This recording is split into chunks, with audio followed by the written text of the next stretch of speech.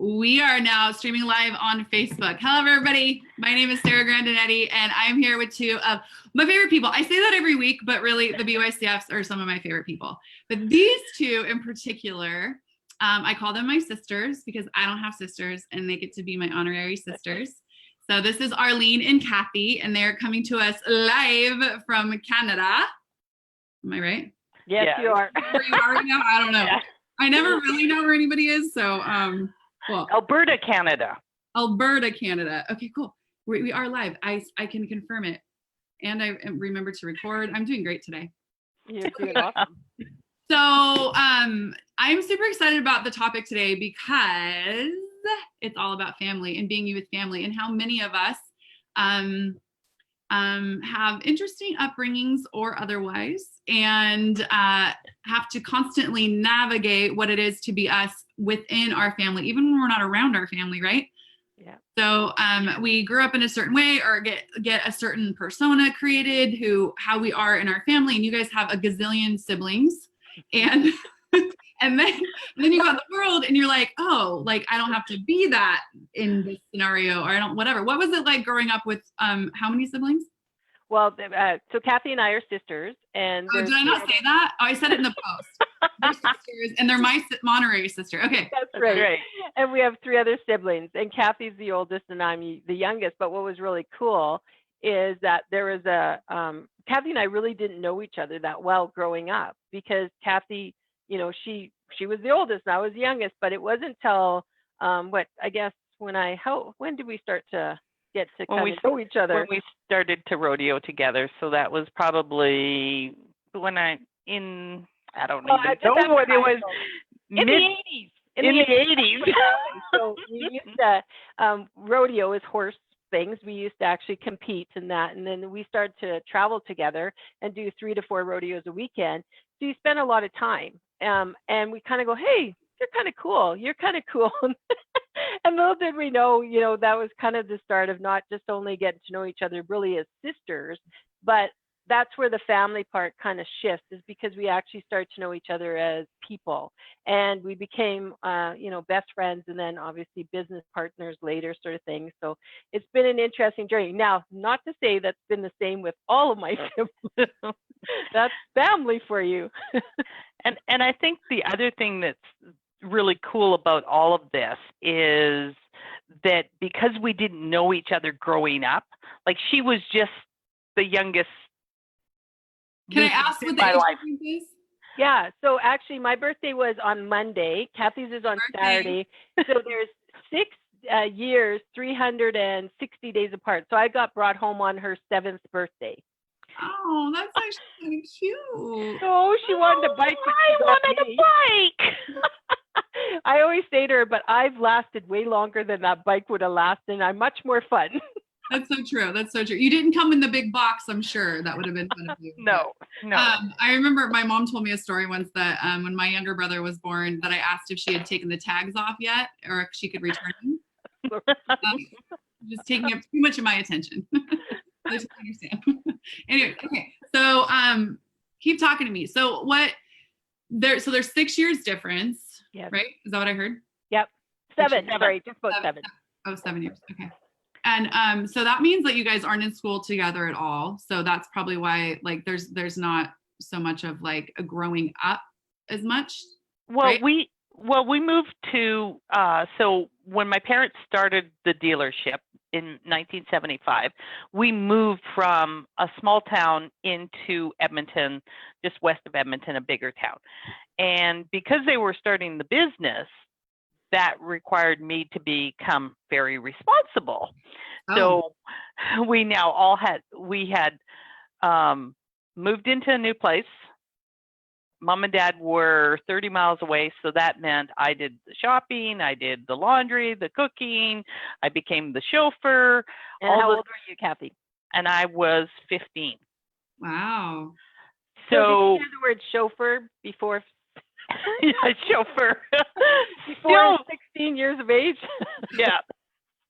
So I think that's why there was no such thing as, us having that sisterly bond, because I was already becoming an adult, and she was just one of my charges like the other three people. So so it's really funny. It wasn't until we actually started rodeoing that we went, wow, okay, we get to experience each other as sisters. And what was cool is we started to realize what did we like, what didn't we like. We knew how to press each other's buttons. Don't we all know how to do that? But I think during that time, we sort of made a commitment, and I don't even know if we verbalized it, that we were going to be sisters. And no matter what, we were going to learn how to be sisters. So on all the road trips, every rodeo that we went to, we started peeling back the onion. Wow. And when you start doing that, you just start to realize what a treasure you have in each other. Yeah. That's amazing. And that is not everybody's story. No. So let's just acknowledge the gift that you guys already made in this interview. Thank you. What I'd love to ask you is, so what I perceived is you guys getting to know each other as adults. So you've grown. What's interesting is we grow up in the same families, but sometimes we have different parents. So I know, like, my kids, like, I have two sets, I call them. Like, we have the bigs and the littles. And the parents that, like, the bigs grew up with were, like, younger parents trying to make it, trying to do the thing. And the littles get to, like, go on vacation and, like, live in a bigger house, they have a pool in the backyard, and they're, like, chilling, right? So, like, what was that like for you? Because I get that there are people out there that are like, you don't know what it was like to grow up with mom and dad, or to be the adult parent that had to take care of people, and then place that blame on the younger sibling in some way. And you guys are choosing past that, like, as the norm. Probably, well, it's interesting you say that. So we have the same parents, like, and which is actually not norm, sort of thing. But we didn't know any different, right, sort of thing. But what kind of was the gap? So Cathy had a lot of responsibility as the older person. And where I kind of seen for me is that when we moved in order for my parents to open up their dealership near the city, was that I was just 7. And I actually, because the biggest gap is between me and my next brother. The rest of like Cathy and the other 3 are all very close. It's almost like every year there was a birthday. And then the biggest gap is from my brother to me. And so lots of times I was left alone. So I actually learned to be really responsible, to take care of myself. Like, many times my parents would be, like I said, Cathy said, like 30 miles away, and they would leave like 7:30 in the morning. And because they were trying to give us a better, like, they always said, we want to give you a better life than we had for ourselves. They both had, grew up on a farm, worked the farm, left home at a very young age, sort of thing. And so they worked a lot of time, but that also meant like during the week, they were gone early in the morning. A lot of times they didn't come home till late at night. And so the other kids were doing, kind of off doing, their teenager things and all that sort of thing. And so then I found myself home kind of alone, lots by myself. And not that I resented, I never ever had resentment of it, but you grew up very quickly. And I grew up, being young, always having friends that were much older than me. And so you kind of learn to, become self-efficient. Now, years later as an adult, I'm so grateful for the lessons and the tools my parents gave us, because they never ever declassified girl or boy jobs. We did everything. We did inside chores. We did outside chores. We did the horses. We did the, fencing. We did the cleaning. Like, and so did our brothers. And my one brother said, he's always been grateful because he knew how to, like, when he moved out, he could wash his clothes. He could cook for himself, sort of thing. So there's a lot of I always like to look at both sides. We've always looked at both sides, meaning, like, yeah, I could say, they were gone all the time. But on the other side, when they were with us, they were with us. We spent a lot of time with horses, and my brothers were into hockey, and my parents were always on the weekend taking us somewhere. And my dad and mom, as much as they worked, they always made sure they would take us on vacation for a couple of weeks, like during the summertime, right? And back then, money, there wasn't a lot of money. And so camping was a huge thing for us, and going to lakes and going out to see my grandma near where she lived in another province. So it's interesting when you look back as a family. You can look at your family with, you know, lots of what do you say, kind of like a lot of like heavy energy, or you could kind of take it and say, what did you learn to become the person you are today? And that's really the whole being you thing, right? Yeah. Because you don't figure, if you kind of put the blame outside of yourself and it's my family did this, or my brother got this, or I got this, you're actually truly not being able to be in the gifts of who you are and being able to be you out there, no matter what your family chooses or the crazy they may choose. I am so grateful for that segue, because that's exactly where I wanted to go with this conversation right in this moment right now. Was I remember hearing Brendan Watt talk about his childhood at one time, and it was like a gazillion years ago, but he was saying how would have been really easy to make the fact that he was like left alone a lot from his mom wrong, and that this reality wanted him to choose that. And I'm going to totally paraphrase, because it literally was 100 years ago that I remember hearing him say this, but when he started to use the Access tools and really looked at like what was right about this, like he realized he really loved actually being alone. He loved going out and exploring and being out in, I'm going to call it the forest. I don't know, but he was like out being a boy, doing things on his own. And it really started to turn like where I had points of view about, you know, things that like how I was raised, or decisions that were made in my childhood or whatever, and how we can actually choose to change that point of view 180 degrees if you're willing to see the strength that was built from it rather than it being a wrongness. And so anybody who's watching, if you want to look at one thing in your childhood, your family, and just like go, what did I actually glean from that I have as being me now, that is a gift. And it doesn't always have to go back to where did my family totally fuck me up now.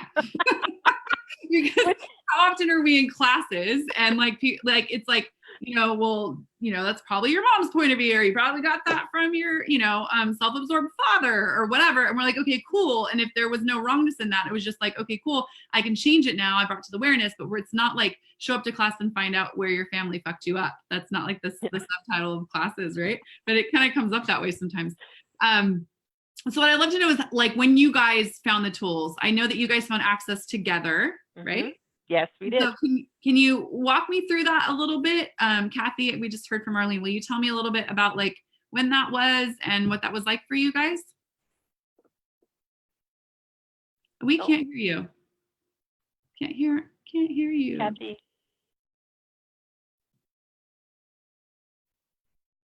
Maybe your Bluetooth isn't working on that laptop. Yeah. Or that computer or that screen. Kath, maybe put on your speaker for your computer or something like that. I think maybe your Bluetooth kind of died. It did. Okay, well, she takes it. Okay, while she figures that out, Arlene, why don't you tell me? Well, we were actually doing some spiritual work when we were in Los Angeles, and we had a friend who she posted something about a different way of receiving and about sex and stuff like that. And it just so happened she quoted, she linked in Patty, and I know, right? And so I clicked over to Patty's Facebook thing, and she just happened to be having a class, like one of an evening body process. We didn't know what that was. It was something about joy, embodiment of joy. Long story short, pinged her, blah, blah, blah. Before we knew it, we were heading up the next day up to North Hollywood to Patty's house to go for our first body process evening class. And we'd never heard of Access. We'd never heard of bars. We never heard the clearing statement.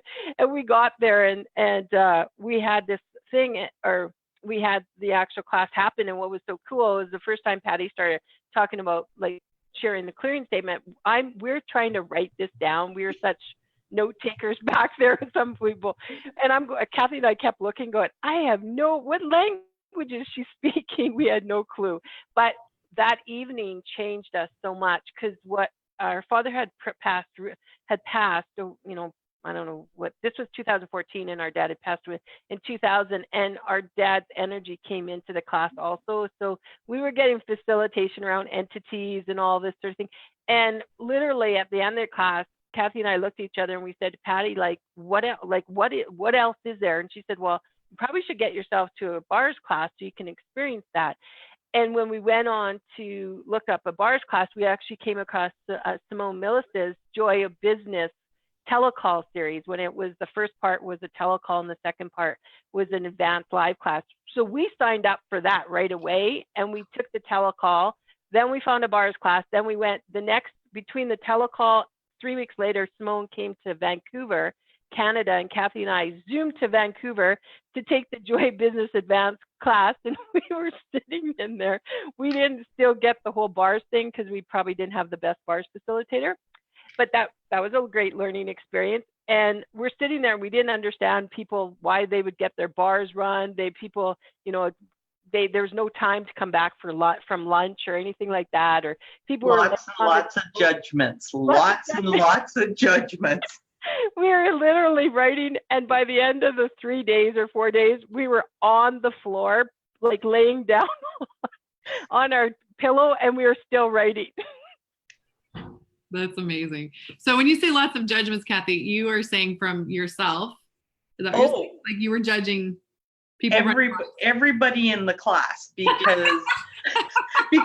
and even Simone, because it was a business course. And Arlene and I had taken a lot of business courses, and we were looking for some tools to assist us in the dealership. Mm-hmm. And so we thought this, having joy in business, oh my God, we're going to have joy. Like, how do we find that? We've got to go to this 4-day. But, we walk in, and of course, we're all, we're wearing our suits, and we've got our, notebooks, and the class, hasn't even started, and it didn't start on time. And then, they said we had to go for lunch and just come back when we wanted to. And then when everybody came back, they had all been drinking. Oh my God, the judgments up and down and around and around. So it was pretty interesting. It is interesting to look back and go, oh, wow. Like, who were those judgments about really? Were they about them or what my expectations should be? And I had no allowance. So I think after all this time, that's one of the greatest gifts is allowance for other people, and not having the judgments, and realizing, where judgments can stop us. And that's such a big thing within family. What are the family expectations? What are the family judgments? How can that assist you? How does that stop you? And, it gets in your head, and you start believing things that aren't even true. So yeah, it was 4 days of incredible awareness. But you kept going. So you didn't get up after the first morning and be like, bye. We kept going because the tools were amazing. Like we had studied, like Cathy said, we had studied and we have worked with some of the top business leaders in the world. We've been very fortunate with that. And we were always looking for things, not only in our own coaching and facilitation business, but also our family dealership, is we were looking for things to create more ease. But when, when it came across the tools and what we were really struggling at that point with, and we use the word struggle a lot, was our dad had, passed 14 years earlier. And we were at the point, like, how are we going to retire our mom? Like, what about the legacy and all these and that's the thing with family, there's a lot of expectations, right, that get put on you, especially if you're dealing, like we do, we work in a family business. And so we were trying to make mom happy and trying to figure out what's going to make ourselves happy in the business. And coming across the tools of Access has just created so much space and so much ease to be able to actually see each other and not see each other as adults, right? So family in a dealership, see each other as adults, be able to honor each other and each one's talents and expertise, but also allow our mom to choose whatever she wanted to choose. And that's really key, because sometimes as family, we have a lot of expectations of our parents, right? Oh, I'm either going to have to take care of them, or they should retire at a certain age, or da da da da da. And for my mom, she just turned in May 79, and she still, based on her choice, she still comes in once a week to the dealership, and she She's helping us with the electronic management system we have, but that's her choice. And a lot of people have projections about what do you mean your mom's still working, she's not retired? And I go, you know what, it's her choice, whatever she wants. But before, a lot of the tools, we probably would have, we would have still asked her what she wanted, because Cathy and I have a really amazing relationship with our mom. But it would have been kind of, we probably would have listened to a lot of other people going, Mom, you really shouldn't be working, you should stay at home, and we don't have none of that energy between us. And yeah, family and working together, that's a whole nother level of family. Just That might be another Facebook Live that we could do. I know. Can I ask a question? For people who are watching that would love to know more about being them with family, I'd love to sit with expectation for a second with you guys and the energy of that. And we can speak to, what you're aware of in your family or, personal experience or people that you've facilitated around that expectation thing of who you're supposed to be, how you're supposed to show up, what you can choose and not choose based on the where you grew up, the financial reality you grew up with, just where you are in the world, even as to what you can choose, and then where the family's expectations, and they could be high or low. I know people who are my mom is set, and this could be cultural too, on me getting married at this certain time with this type of man and this right? Or the projection or expectation that you'll make a certain amount of money or you'll do a certain thing. And so much of that is rooted in us. And so I just want to know what you guys know about that, in even just in facilitation with expectations and what we can kind of clear for people. So I think probably the biggest thing is that Arlene and I, in our younger years, both of us chose not to go into the dealership. So we had already experienced mom and dad working all the time. And so whether it was a verbal commitment or whatever, we both decided that we were going to do our own careers. But when dad got sick, he said, I never asked anything out of you two. I really want you to come and help mom and help look after the dealership while we focus on our health, on his health. And what happened, of course, is he passed away 6 months later. So now the expectation is that, okay, we're guilted in coming in to work there. That's the expectation. Now the expectation is set that we won't leave. And so now all of a sudden it's the legacy, my mom's expectation, my brother's expectation, my other sister's expectation, and everybody else is you have to stay. Both of you have to stay because you're part of it now, right? And I think that just that alone and the legacy, oh my God, how heavy. Just even saying the word right now is the legacy. Well, that's their legacy. What about my legacy, Arlene's legacy? Or forget about that, choice. And just choice. And I think that that's probably the coolest thing about what the tools have given, whether we're facilitating somebody or it's each other or it's another employee in our business, our brother, a mom, is what the tools give you is freedom. And just having that real understanding is that you can choose every 10 seconds. You can make a different choice.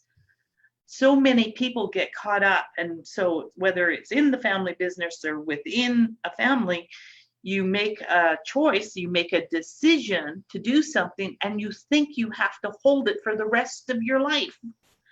That's the end of it. You can't change it. So I think that that's the coolest part is that, choose in every 10 seconds, choosing something else, choose something else, choose something else. And I think the other thing, Cathy, I'm going to jump in here is because that's the thing that we've had to learn with family and expectation is my expectation of my family. This is that superior bitching thing sort of thing. see a different, I was always, since a young person, wanted to see that I seen potential in people. Whether I was a teacher or whether I was a facilitator or whether I'm an employer, I always see potential in people, including my family. That doesn't mean they see it. And it took me a long time to allow them to choose what they wanted to choose, even if that was a destructive path and they're choosing something that I'm going, oh, you almost see the crash going to happen. But it's such an unkindness. And even just bringing this energy up, I want to cry, because it's such an unkindness for me to expect them to choose what I think they should choose for themselves, right? It's an unkindness to them, and it's an unkindness to us as siblings or our parents. Like, we really have to allow the person to choose what they want to choose, even if it means they're going in the ditch. Like my dad had a saying, for every mile of highway, there's 2 miles of ditch. You know, are you on the highway or are you in the ditch, sort of thing. And I hate to say it, lots of times we're going in the ditch, out of the ditch, in the ditch, up on the highway, right? But I just kind of want to really highlight that, because if we can just look each other, put the family word away, and we can just look at each other as beings and go, you know what, you're another being, I'm another being. And look at each other through the eyes of how, I don't want to even say how you'd want to be treated, because a lot of us don't treat ourselves very great sometimes. Mm-hmm. But look at it from a perspective of, wow, this person chose to be here at this time. It just so happened we ended up in the same family. How cool is that? Why are we choosing this? What can we create together? And maybe, like, you know, Cathy and I, for a big part of our lives, earlier life, we weren't on the same track. She was on a track over here and I was on a track here. We've come together, and it kind of works well in our businesses and as sisters. But who knows, maybe 5 years from now, if we have no expectation of each other, we allow each other to just choose what feels right for each other, then, I mean, that's the kindness. Right there is a kindness, when you allow not only that your sibling to choose or your parent to choose for what they're choosing, and it actually then creates a lot of space for yourself and ease. I thank you for saying that. I can speak to that wholeheartedly myself, because for those of you watching that don't know, Dr. Dane here, the creator of all Being You and the Being You book, which I'm going to show you now, his cute face. This is my big brother. And he so patiently allowed me to not choose anything past like my family, like mediocrity of creation of life for a very long time, without any projections, judgments, or expectations. And watched me do the ditch thing that you were talking about for so long. I would be like, I'm on a high, and then I'm crashing and burning, and I'm on a high, and I'm crashing and burning, and I won't choose anything else. And that was like 15 years of that. I mean, only 15 years, right? We all have 15 years to spare and a sibling who's worth it. But anyhow, so he never made me wrong. And he always just continued to be an allowance and invite me to more and invite me to the greatness of me. And finally, one day I got it. And you guys, what I'd like to say to this and add to it is that I didn't get it on a high. I didn't get it when I was soaring big, because when you're soaring big, you're not looking for how to get bigger. You're feeling on top of the world, right? Yeah. So he had to let me crash and burn and crash and burn and crash and burn until I got really tired of crashing and burning, and I was willing to choose something different. And that's when I started to really engage with the tools in a different way than I had prior. I was just dabbling and putting my little peeky toes in the shallow end for a long time. But it was his allowance that I never felt wrong. So I always knew that when I was ready, I could choose it. So you know what we do with family a lot of the time is like, you know, here's a piece of possibility pie. Oh, you're not going to eat it? Oh, okay. Yeah, I'm taking it back. Yeah, so true. I'm going to give it to someone who appreciates it. Yeah. And then the sibling is like, okay, fine. No, I don't want any of your possibility pie then. And then when they are hungry for it, they won't come to you because you pulled it off the table, right? Someone coined that possibility pie. I've got to. I love it. Anyways, and so thank you for saying that, because that allowance thing is such a freaking gift. And if you don't actually if you don't have to choose like separation, or even if you don't have to choose, like if you align and agree or resist and react to a sibling, you can just be an allowance and be like, okay, this is who they are, this is who they choose to show up with, show up as, and be in the world, and it doesn't actually have to be a reflection of me. So how many of us sit back and go, oh shit, like my brother's doing that weird thing again, I'm gonna pretend like, like I'm not related, and it could just be like, hey, like he's his own person, I'm my own person, and we don't have to take our own definitions of us, which we're working on it, we're minimizing how many definitions we have of us, from anybody that's in our family. So that's super rad. I'm just looking at if there's any questions. If you guys have any questions about family, I would love to know how you guys, I get that you're best friends, and I get that you travel a lot, and I get that you create a lot, and I get that there might be some hiccups in the road. Not as many as there used to be. No, Okay. and that's what Cathy meant by peeling back the onion. Yeah. Was we used to have they weren't so much fights or disagreements, or I think a lot of it before some of the tools is because we were picking up on so many other people's stuff. And when you're kind of frustrated or you're clashing or you're actually mad at the situation or maybe even upset about somebody else, you take it out, or you can, and I've done this in the past, take it out on the person who's closest to you, right? And a lot of times Cathy and I are always creating together. And so it wasn't until we actually started to talk about like, what is this? Like, stop us in the moment. And going, whoa, like there's this energy you're throwing at me. Is this really about me?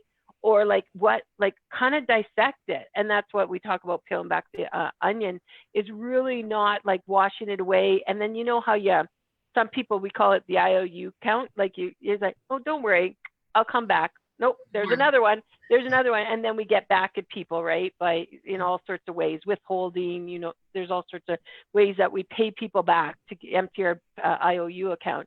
But Cathy and I, we were aware of a lot of this. And so, and we are, and so very rarely now to date, we're aware of the energy. If there's something off, we stop, we talk about it. And even if one kind of goes, maybe 5 minutes, like half an hour at the very most, and we're like, okay, we're done, we're over it. And so that's from my perspective. Cathy, I'd love to hear what you say. Well, I think it's very much the same. I think that when you want to have your point of view come across, you want that point of view to come across. And if it's not being accepted by her, then I get pissed off. And how I usually deal with it is that I'll just shut down. I don't stop talking. I'm not even in the room, right? And then she'll leave, and I'll sit there and go, what the hell was that? And usually less than a couple minutes, I'll go in, okay, I'll apologize and I'll go, here's what was going on for me. What was going on for you? So then we now have the tools, because before, and if you've ever had a fight with one of your siblings, and you probably see this sometimes with your kids, that, it's I'm right, you're wrong, and they go off, and a couple days goes by and they forget about it. But boy, like Arlene said, the IOU account, that when they need to bring it back up, that's usually when they hit it. But we really try to not try. We just do. We're just doing that and being that space for each other, so that if we do need to express something, we have each other's back. And I think that's the coolest part, is knowing that no matter what I do, she has my back, and vice versa.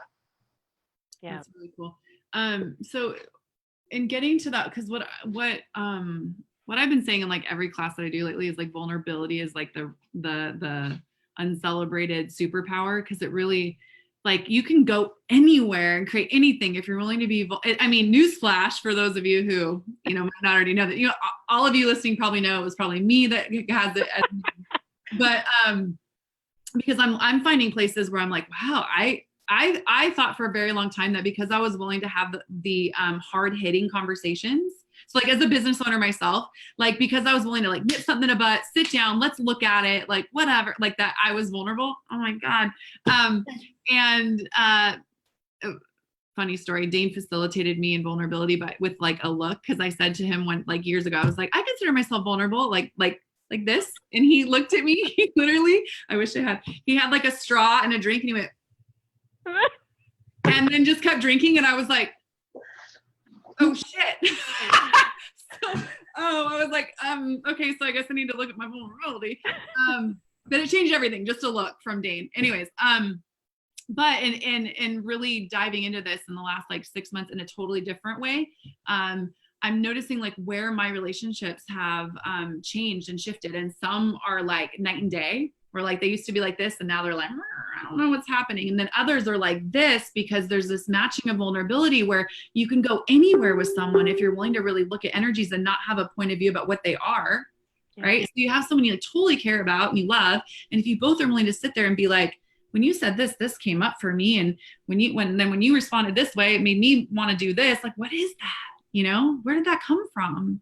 And with that, you can go anywhere and change anything. And it's changing my whole world and like literally reorganizing everything. Like literally, like, you know, the old purse where you like dump it out. Yeah. Yeah. It was just shit. Like, oh, what do I want to put back in? That's my life right now. So anyways, I say that because I'd love to know, like, when you guys are willing to be that vulnerable with each other, like what tools could you give someone else to get to the vulnerability and have the trust that like, no matter what I do, I know she has my back. Cause that's really big. That's really big. And I don't know that like you guys might get that and you might not, the difference that you be in that, because I can't say that I have very many people in my life. And I'm so grateful that you guys, I mean, I'm so glad I can say it about you guys. I can do anything and you'll still have my back. But absolutely. Yeah. I think for, right? Yeah, I think for me, I think one of the greatest tools is the acknowledgement of who she be, acknowledgement of her skills, her talents, her gifts. I mean, I always sit back in awe with some of the stuff that she can do. And I'm getting cry. and so it's really cool to be able to do that for each other. And what I think for me personally, what it's really allowed me to do is look at other people now, even more so. So being that vulnerable, but also recognizing rather than focusing, because it's so easy to focus on the things that they do wrong, but start focusing on the things that they're doing right and really acknowledge them for that. And I find here with our team members, you start acknowledging them for what they're doing right, then they just step up even more so, because somebody hasn't, you know, in the past, maybe they've never been acknowledged for something really small on how they talk to somebody or whatever it is. So that's, I think, the greatest thing that I'm starting to really use. You know, you said vulnerability. You know, you open yourself to being a lot more vulnerable just by acknowledging somebody else's gifts. Absolutely. And we're like sharing a brain right now, because what I wanted to go to was like, oh wait, I have a recipe for vulnerability. And a lot of it is acknowledgement. So a lot of times we have all these walls and barriers up because we're like seeking acknowledgement and we're like, whatever. And if you won't acknowledge me or you won't see me, then I'm going to keep you out and all these things. And when someone comes in and like fully sees you and is like, I see you, even all the warts that you're judging. And I see that. And I celebrate it as you. And I'm so grateful to receive you.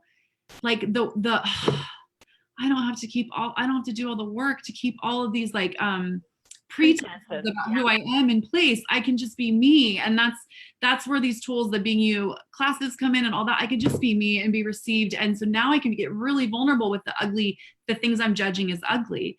I have a relationship in my life right now, and this person keeps inviting me to like be an allowance of the judgments I have of me. So, okay, follow me for a second. I'm like, here's my ugly part. That's not the book. Whatever. I'm going to show you. Here's the ugly part, because this is like the wrong shade of blue for my cap and I don't like it. And I know I shouldn't be judging it. So now I'm judging myself, judging it. And they're like, what if you just were an allowance with whatever that energy is about you and your blue cap? And I was like, okay. So then now I'm not judging me judging. And then it feels stupid to even be judging, because I'm like, well, that's not creating anything. And now I can get real with like why I have the blue cap in my hand at all. And then I can be vulnerable with it. And it's this like cool recipe for like creation of your life, because everything changes when you get vulnerable. And I know this is a family chat, but we're talking about vulnerability now. I'm so happy. Cathy, so what is it for you? And when you're looking at like creating the vulnerability with Cathy, I'm sorry, Arlene, what is it for, I do this all the time to them, you guys, I'm sorry. Arlene, what is it for you when you're creating the vulnerability in the relationship with Cathy that you want to celebrate or talk about? Well, I'll say ditto to what Cathy said, really actually seeing Cathy for who she is and what her gifts she has. And I'm amazed that like there's things that she loves to do that, you know, that's her, like she, like I celebrate that because I know there's things that same thing for her, vice versa. The second piece, the big piece, if you want to make a recipe, is gratitude. I have so much gratitude for, Cathy and I talk about this all the time. It feels like we've been through many lifetimes in this lifetime together. And I have such a gratitude that we found each other and that we can be completely like ugly and messy and vulnerable in 1 second. And the next minute we can laugh and jump for joy. Like every day, no kidding. Like we obviously come together in our dealership, but every day we greet each other. We go to each other's office, we greet each other, we give each other a hug, we give each other a kiss. We actually like connect first thing before we allow the world to get, you know, the busy world or whatever. And that's part of being literally creating that space to honor each other. And it's that gratitude piece. And for me, it's a kindness to each of us. Kindness is a huge thing for me because for me, kindness is all of everything we've just wrapped up together. The greatest gift for me is the greatest gift of kindness to me is being me and allowing Cathy to be her and knowing together there is nobody else on the planet but like me. There's nobody else on the planet like you, Sarah. There's nobody else on the planet like Cathy. Anyone watching this, there's nobody else like you. So first of all, there's no reason for competition. And then the second piece is that knowing that, what can we create together? Like you look at all the different skills and gifts and talents and go, oh, you know, Sarah's so awesome when it comes to social media and she has this, or she's a great speaker. You could go through these things and then you can look and say, oh, Cathy's this, you know, has all these, and then Arlene, and then you bring it together. Here, we're talking about a recipe again. we're doing the family cooking show. I know. Bring it together. What can that create? Like what other things are that we haven't even thought of? And every person that's watching this or you know thinking about it is like, and that's lots of times as a family we look and we go, what else can we create? What else can we create that we haven't even thought of as a family? Because when my dad passed away, there was a lot of projections on our family going, oh, you guys won't make it in the business together. You guys will crash and burn just like we did and all that. And we're like, we're not choosing that. We're going to choose something different that works for us as a family. And I think that's kind of, for me, is key. Just, I mean, so many parts of what we've talked about today, and they're simple. You don't have to go out and spend money to understand vulnerability or gratitude or kindness or celebrating and acknowledge each other and your own success. And to be honest, everything we just said is what we should be doing with ourselves. That's beautiful. And what's funny is we probably everybody watching this knows those words, right? And knows them even just as concepts, but it really comes down to choosing it and choosing it every day with you and choosing it with the people in your life, family or otherwise, that creates greater for all of us. And that was so beautifully said. So I'm so grateful for you. And I'm grateful for the gift that you guys both be in my world. And I want to publicly announce that right here. And even though I often will call you by each other's names, it doesn't mean I don't know who you be. And I know that you guys are actually so uniquely different and yet have this like really similar energy that fucks my head up when I'm saying names sometimes. So, which is really beautiful. It's like the communion that you are. Although no one calls me Dane ever. So anyways, I know that you guys are going on a trip to Houston to see Dane in a couple weeks. Will you tell all the people where you're going? We are going next Wednesday to Houston there's a family class. Oh my God. Family class next weekend in Houston. And it's the first time there's ever been a family class in Access. And so it's, I had a little resistance to attending it live. So there's probably a few tools and gems there for us.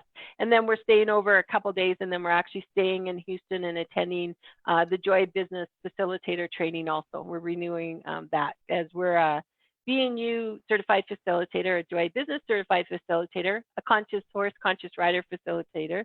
And Cathy and I love facilitating, but we also love facilitating classes and all that, but we also love facilitating business growth, and which we do help with Access, the company, and that.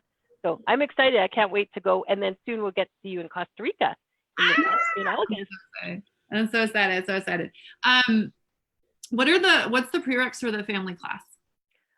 Oh, We know. you know what? I'm not even sure. Not even sure. Foundation. I feel like it's foundation. You have to be in a family, No, probably not even that. from a family, part of a family, I should want to know be in a that. family. At one point or another, be related to somebody on this planet. That's right. See? Oh, geez. It's on the website if anybody wants, accessconsciousness.com. Yeah.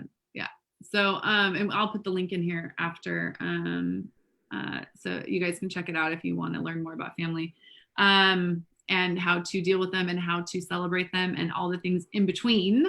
I'm super excited. I will be getting the recordings of that class, as I had to move a foundation class, and that was the only weekend the host had available. So I had it on my calendar that I was going to family class. I mean, it makes sense, right? Like my brother is facilitating family class. I should be there. And when I looked at like what was going to be like the big energy, all these people were requesting a foundation. So here we are.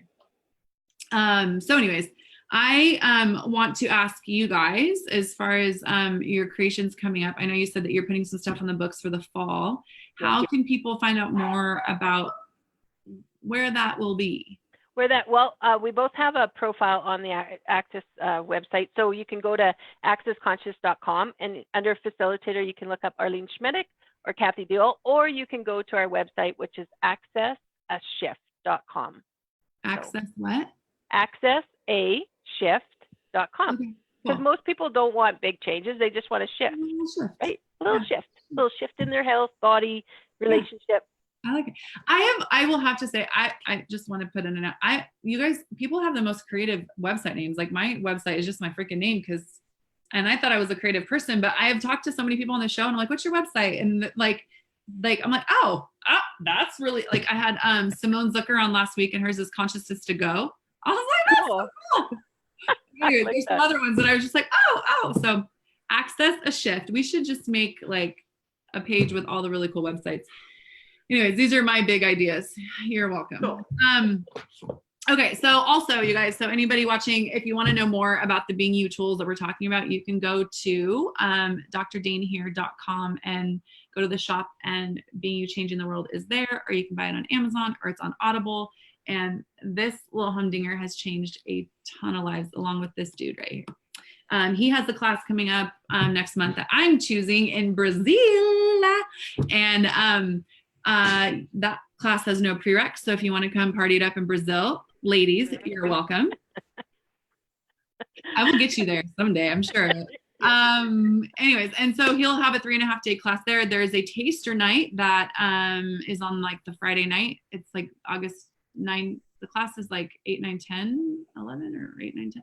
And I should know that before I go on this show. Anyways, you can look it up on his Access profile, and you can go to you can live stream that class from anywhere in the world. You can live stream the whole class. And if you just want to do the taster, it's one night, it's $150 US. You can just get a taste of what these tools can create for you in being you and having more of you. And, it's a great place to start. This book is an amazing place to start. So, if you're like, I don't do this, I just stumbled, like you said, like I just stumbled on Patty's post, and I don't know, but you guys were already seeking other stuff. But if you're like here and you're like, okay, like that sounds great and all, I don't know if I want to go to a class right away, choose the book. And if you don't want to read, there's an audio. You can get it on Audible too. Really good. Yes. Anyways, I want to thank you guys so much for being on with me. I'm so grateful for both of you. I can't wait to see you in Costa Rica, and I can't wait. Cathy, I'm sure you're driving again. Are you driving from? Yes, absolutely. Absolutely. Yeah. So much. So I will be out front of my room every morning waiting for my ride to the reception hall. I call the seat in the back in the middle, and I will hold both of your wine glasses as we drive. All right? Sounds good. I love it. All Yes. right. Works. Sarah, thank you. Thank you very much. We're so grateful for you, and we're grateful you're in our lives, and thank you for inviting us on to this Of course. show. I mean, how did I get so lucky to have two big sisters? I'm so grateful. And you guys continue to kick ass in all the things that you do, and I'm sure I will see you very soon. Sounds good. Okay. Bye, everyone. Bye, everybody. Love you. Love you. Bye.